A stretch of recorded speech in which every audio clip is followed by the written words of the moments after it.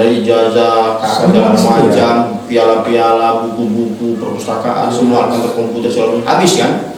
Gimana kita mengembalikan? Namun disitulah sebenarnya kita diminta oleh Allah untuk bisa membuktikan Allah itu ada. Jadi saya minta nangis berdoa, ya Allah tunjukkan kepada kami, kemudian kirim kepada kami bantuan. Alhamdulillah bantuan setelah itu viral di Facebook, ya bantuan itu juga mengalir terus sampai hari ini.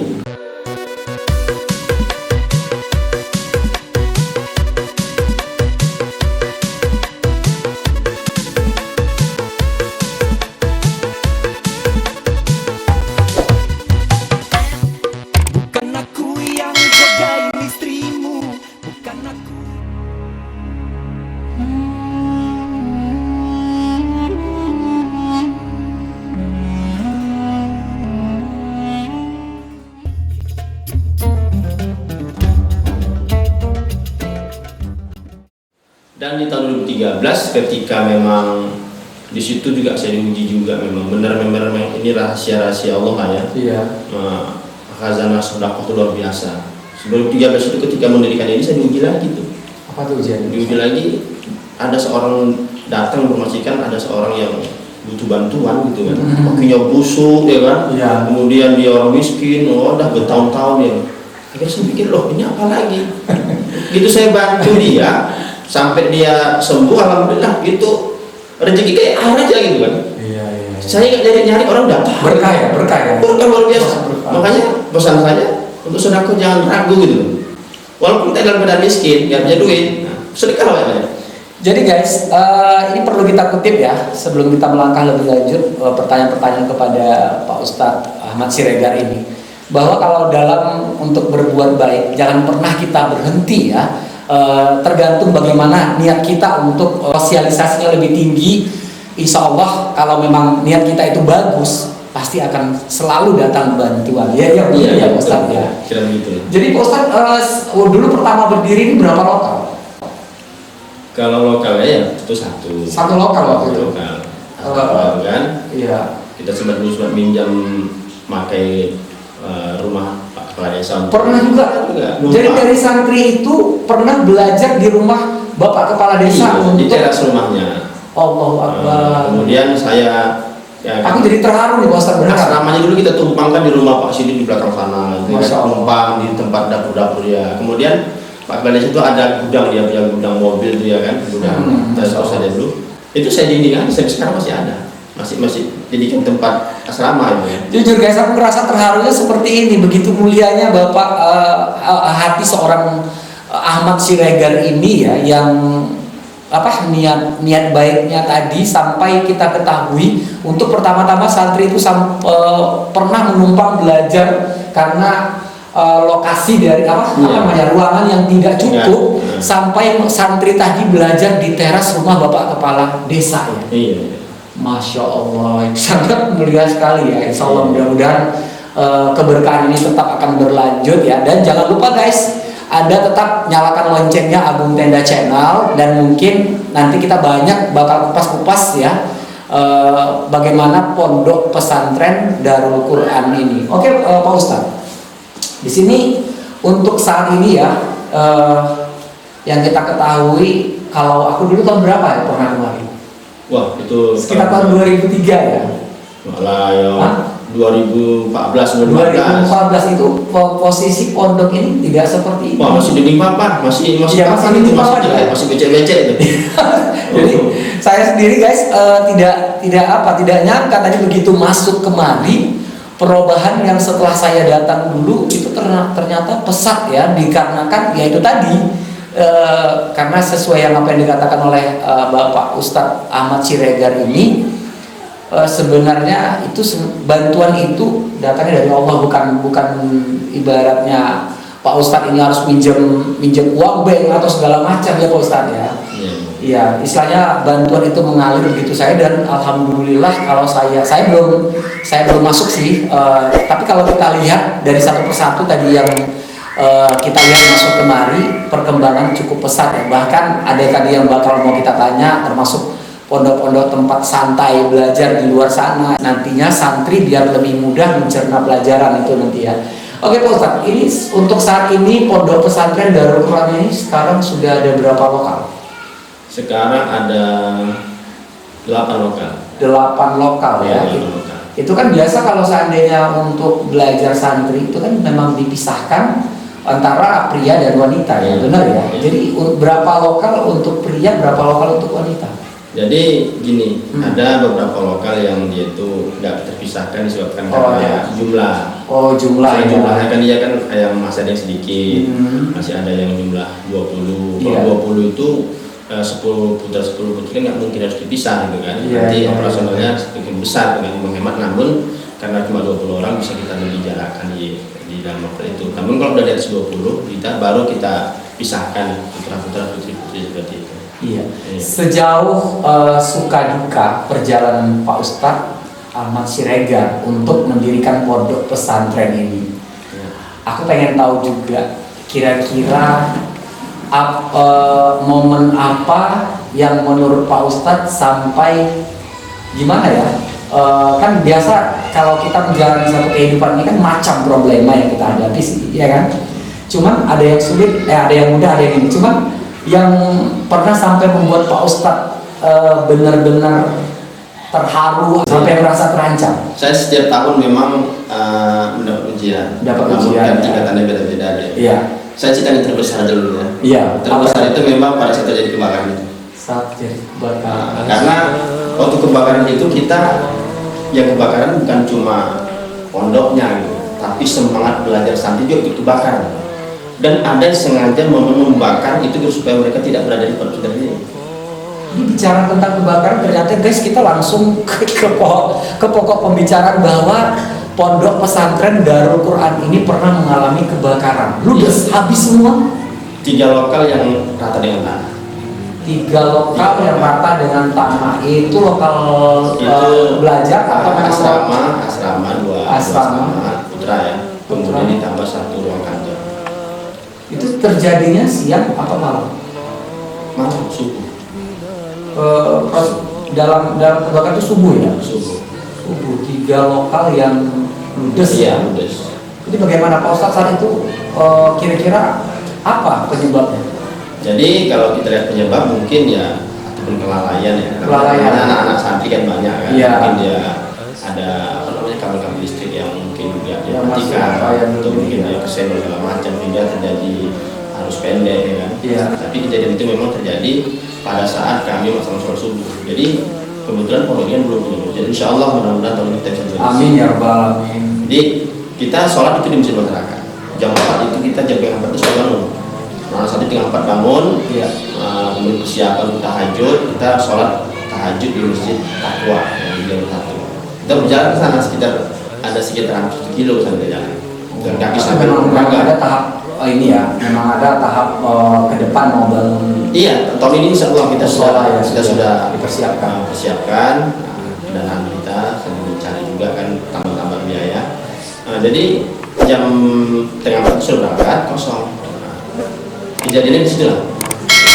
Ternyata entah apa penyebabnya sudah ada yang mengetahui kalau itu ada kebakaran, ada percikan api gitu kan. Karena masih dalam keadaan sholat subuh. Dalam keadaannya antara bangun dan tidak lah namanya anak kan. Iya.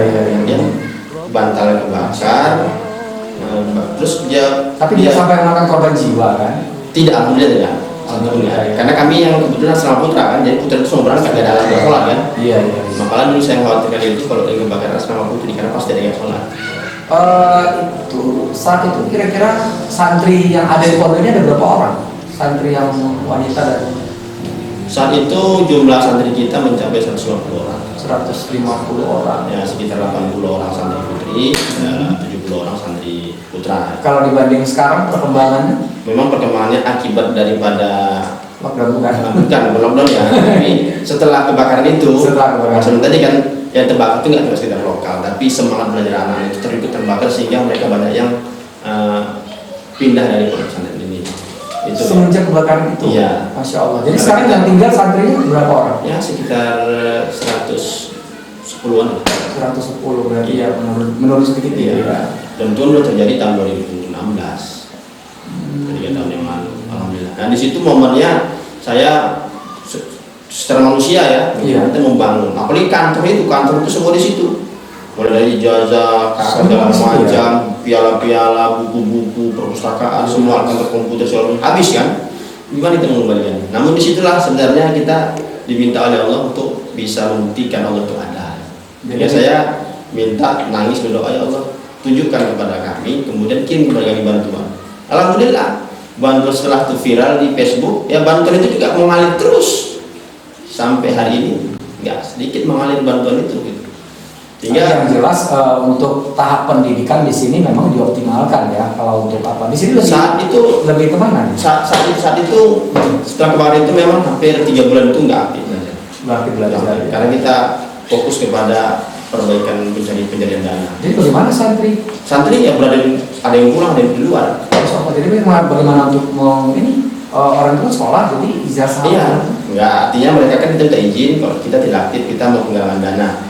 Dan 3 bulan itu penggalangan dana keluar untuk membangun kembali. Alhamdulillah memang disitulah nikmatnya, sehingga 3 lokal yang terbakar itu sekarang kalau menjadi di 9 lokal. Ada berapa orang guru umum di sini dan guru apanya di sini? 15 orang. 15 orang semua ya. Ada yang dari luar juga? Ada dari Medan, dari Penyambungan, dari Natal ada. Di sini lebih mengutamakan apa di sini? Pondoknya itu kita itu berbasis tilawatul Quran. Tilawatul Quran. Ya. Oke, guys. Jadi jangan lupa nih buat anak-anak santri yang pengen nantinya apakah ya sahabat dunia tentunya ya. Karena Pak Ustadz yang pertemanan kita di YouTube ini memang sudah hampir 3.000-an ya, 3.000-an dari berbagai penjuru dunia ya, baik itu yang di Malaysia atau yang dari Jawa atau yang dari mana. Jadi kalau pengen mondok kemari tempatnya nyaman banget loh, silakan bisa dikirim anak-anak dirinya kemari, nanti boleh kita dari kolom komentar Anda meminta alamat, bisa langsung untuk mondok belajar di sini ya, boleh ya Pak Ustadz ya? Iya, jadi ini rata-rata di sini Pak Ustadz yang untuk ini sampai kelas berapa? Kelas 6. Sampai kelas 6. Iya. Sampai kelas 6. Jadi usia mereka tamat SMA. Sampai tamat SMA iya. Ya. Jadi itu guys, di mana pondok pesantren ini lebih mengutamakan untuk tilawatul Qur'annya. Iya. Jadi alangkah lebih baiknya buat teman-teman yang pengen ya dengan pendidikan yang lebih bagus, sekalipun cobaan-cobaan yang banyak dihadapi oleh pondok pesantren ini, namun Bapak Ustadz Ahmad Siregar ini ternyata tidak menghilangkan semangat bagaimana mendidik ya santri-santri ini bisa menjadi lebih yang diharapkan. Apa tujuannya dibuat pondok-pondok seperti itu? Pondok itu kita buat untuk pelajaran khusus. Pelajaran khusus ya. Utamanya ya, tujuan utamanya dan khusus ya Al-Quran. Iya. Karena kita kan belajar Al-Quran yang tahfiz Al-Quran. Alhamdulillah anak dari sini sudah ada yang hafal 30 juz kan. Oh, sudah ada yang hafal 30 juz. Jadi pengalaman kita akhir ini ketika mereka belajar itu di lokal, di asrama ataupun itu agak tidak begitu efektif. Jadi kita belajar keliling-keliling ke daerah lain, ternyata belajar dengan sawi itu lebih efektif ya, lebih terkontrol, tenang, nyaman. Karena kita mencerna sebuah pelajaran itu memang butuh ketenangan ya, harus fresh ya. Fresh kita. Jadi kita buat itu untuk menghafal. Kalau menghafal ini sudah. Ini bagus banget nih guys, karena kenapa? Itu makanya buat teman-teman semua, sahabat-sahabat YouTube di seluruh dunia ya.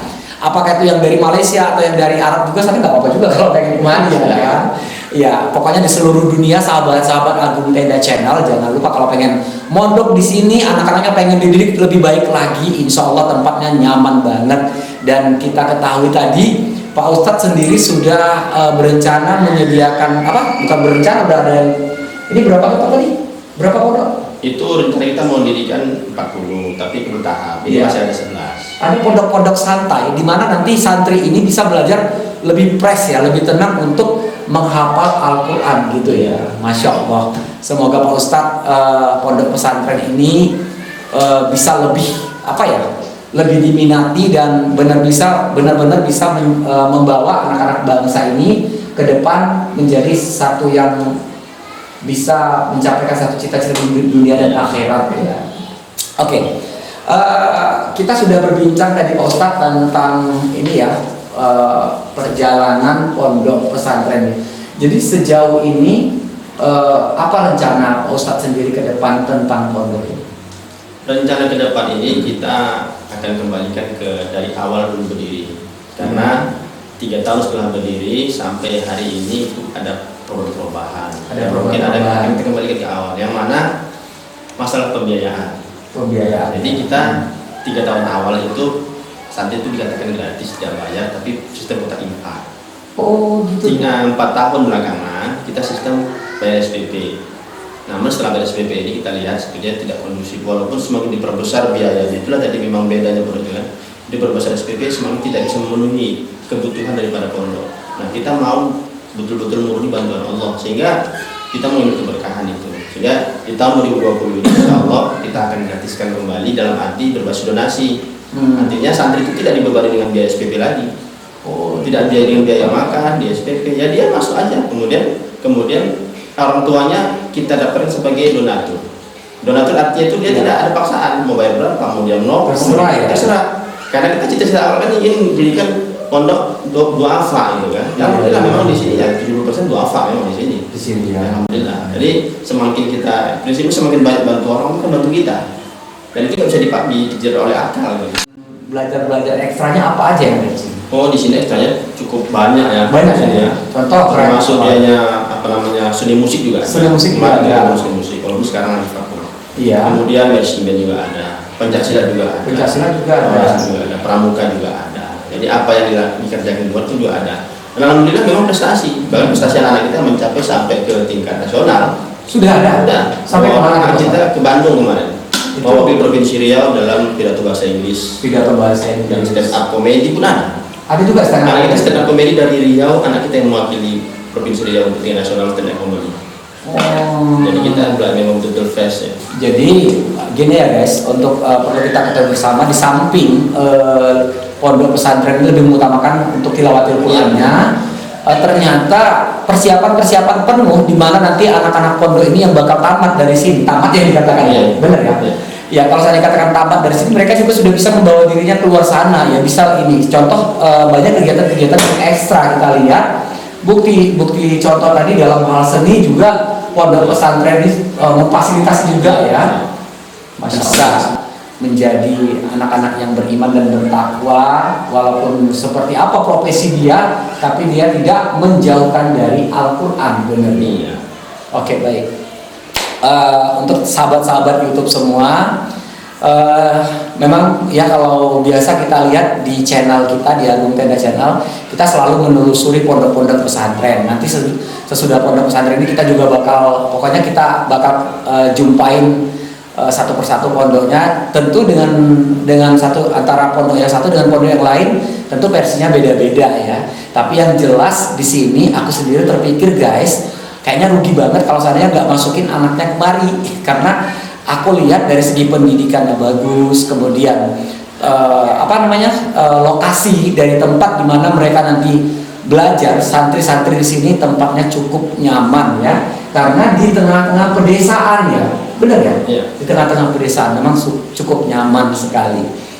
Oke, sejauh ini juga kembali kalau seandainya Anda pengen tadi untuk berbagi, andaikan ada mungkin sahabat-sahabat ya YouTuber, karena kita ketahui Bapak Ustadz ini dia memang dulu profilnya memang Ustadz Qori juga benar. Yeah. Dia ternyata Qori juga, Masya Allah. Jadi kalau Anda pengen bertanya-tanya, sharing, boleh juga nanti ya Ustaz, boleh ya?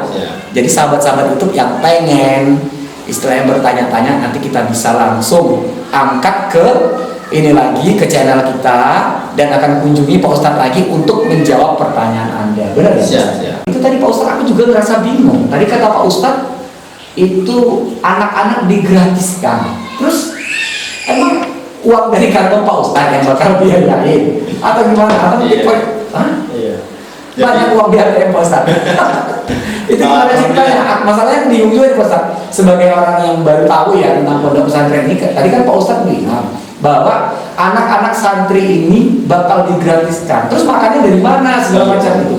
Itu gimana ceritanya? Jadi ATM-nya nggak pernah kosong ya. Karena ATM itu bagi kami di pondok Allah tempat meminta. Allah tempat meminta. Nggak ada pernah. Tapi harus tetap berusaha juga Pak Ustadz ya. Iya. Nanti kebanyakan salah pengertian juga sahabat-sahabat itu. Iya. Jadi kalau seandainya mereka hanya berdoa tanpa berusaha itu juga nggak bisa loh. Makanya nanti kita alhamdulillah melalui doa-doa kita, rencana kita, banyak saja pihak-pihak lain yang Allah kirimkan untuk membantu. Salah satunya adalah mereka menyediakan tanah kosong, menghibahkan tanahnya. Alhamdulillah kita sudah mendapat hibah tanah dari donatur Pekanbaru ya, yang ada di kota Intan itu tanahnya 30 hektar. Terus pondok mau dipindah sana? Enggak, itu untuk pembiayaan saja. Artinya kita bertani di sana gitu kan. Kemudian alhamdulillah kita memanfaatkan lahan-lahan replanting masyarakat yang sekarang kosong. Ya itu kita tanam sayur-sayuran, tanam cabai, tanam apa, itu kan hasilnya luar biasa. Bagaimana? Apapun profesi yang itu nanti keahlian anak ke depan, namun Quran tetap ada di dadanya. Gitu. Ya. Kayaknya udah itu pelajaran utama Al-Quran ya. Itu pelajaran utama, memang itu yang pertama ditanam Al-Quran ya. Kalau yang lain skill-skill yang itu adalah itu bonus aja, tapi utama dalam Al-Quran. Ternyata pondok pesantren ini sudah banyak mengeluarkan anak didik yang benar-benar berprestasi ya, bahkan sampai kata tadi bisa mewakili provinsi, sampai ada juga yang pernah ikut di Indosiar juga ya. Ternyata dari seni dan keterampilan mereka memang benar-benar bisa didukung juga dari pondok ini. Iya, salah satunya itu hasil karya santri itu. Yang mana ini? Nah, ini. Coba, oke guys, coba bisa diputar Chris. Coba kita hasil karya santri. Ini hasil karya santri anak didik di sini ya.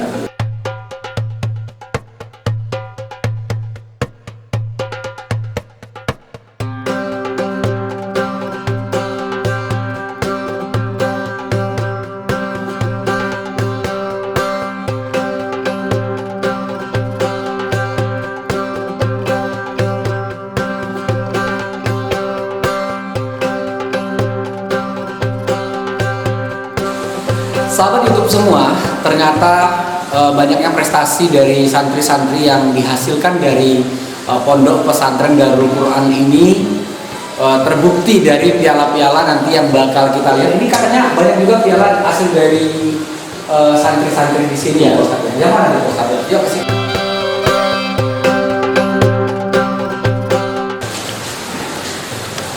Wow. Ini piala-piala yang ini satu kebanggaan guys, karena apapun problema yang tengah dihadapin nggak apa-apa dulu Ustaz. Jadi apapun problema yang dihadapi dalam pembangunan pondok pesantren ini, ternyata pondok pesantren ini benar-benar berkualitas ya. Ya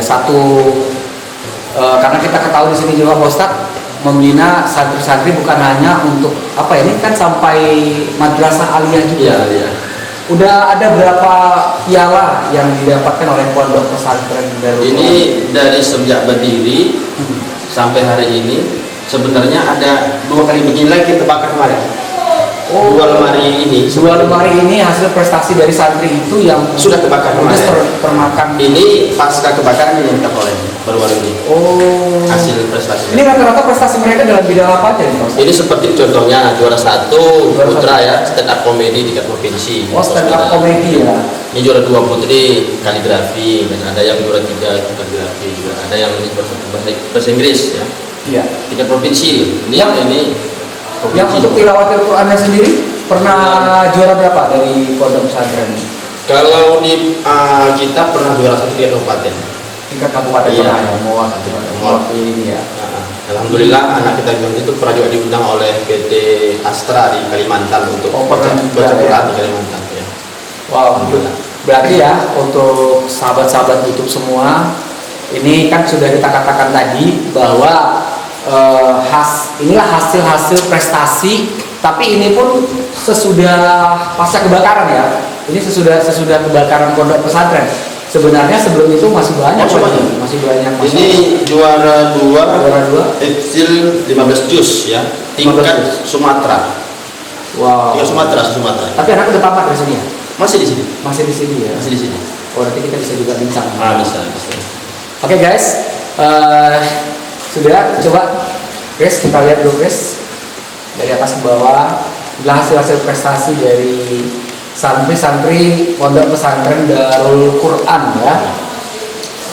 Ya semoga niatnya dengan prestasi ini bisa mengundang lagi semangat belajar anak-anak yang di luar sana yang pengen mondok ke pondok Darul Quran ini.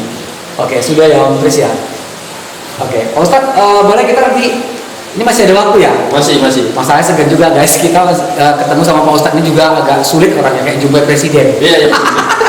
Karena kegiatannya banyak sekali ya, maklum. Karena dia adalah pemilik pondok pesantren. Jadi insya Allah karena Pak Ustadz ini juga merupakan sahabat kita, jadi kita gampang masuknya, kita dilayanin, dikasih makan semua guys. Enak banget kalau ke pondok ini. Kayaknya bakal sering kemarin ya. Oke, kita akan coba nanti melihat satu persatu lokal, boleh ya? Boleh. Di antara santri kegiatan apa sekarang mereka juga boleh ya. Seperti apa ya pondok pesantren Darul Quran ini. Jangan lupa subscribe Agung Tenda Channel.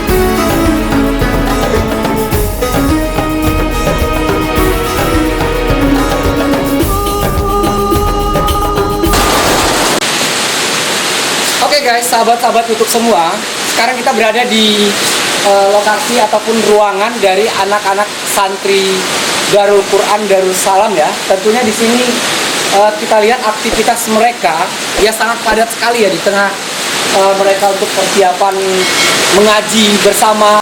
Halo, assalamualaikum. Waalaikumsalam. Iya, waduh. Namanya siapa nih? Muhammad Bintang Farhan. Muhammad Bintang Farhan. Muhammad Bintang Farhan, keren banget namanya. Oke, aku panggil apa nih? Panggil Bintang aja. Panggil Bintang. Bintang dari mana Bintang? Dari Bekasi. Dari Bekasi. Iya. Waduh, jauh juga ya. Ternyata kan sudah aku bilang tadi guys bahwa di sini anak-anak santri yang ada di sini bukan hanya dari Riau sendiri, ternyata mereka dari berbagai penjuru datang untuk belajar mondok di sini. Udah berapa tahun di sini? Baru 1 tahun.